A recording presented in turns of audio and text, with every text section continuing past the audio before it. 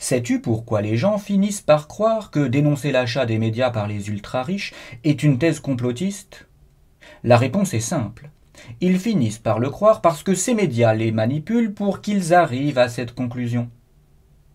Les puissants achètent les médias, et à travers ceux-ci, ils façonnent ton esprit pour que tu taxes toi-même de complotiste tous ceux qui disent ce que je viens de dire là. En s'achetant les médias, les puissants font d'une pierre deux coups. En plus de gagner les élections, ils collent l'étiquette de complotiste sur le front de tous ceux qui dénoncent ce système d'élection tronqué. Et oui, dénoncer la puissante oligarchie qui veut posséder le monde revient à dénoncer la gouvernance des riches. Mais comme ces riches se sont justement achetés les médias, c'est-à-dire que les médias dominants sont ceux de l'Empire, il n'y a rien d'étonnant à ce que ces médias oligarchiques ne parlent jamais de ce que je viens de dire, bien que ce soit un sujet capital, bien qu'il s'agisse de l'information du siècle. Les médias ont pour rôle de t'informer et ils te cachent l'information du siècle.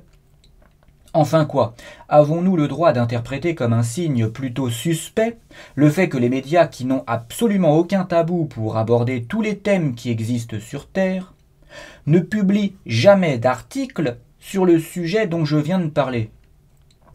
Et oui, quoi de plus étrange que le fait que toutes les théories complotistes les plus farfelues soient présentées dans les médias, mais que les plus sérieuses et factuelles, comme celle selon laquelle les médias sont aux mains des riches, ne soient jamais mises en lumière.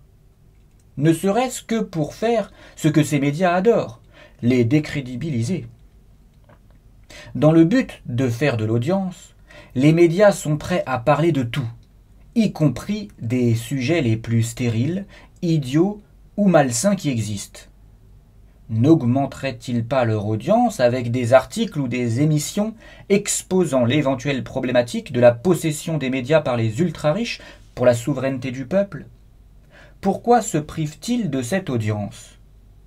Eh bien parce que leurs propriétaires, bien qu'ils seraient gagnants sur le court terme à organiser ce genre de débat sur les plateaux de télévision, perdraient gros sur le long terme.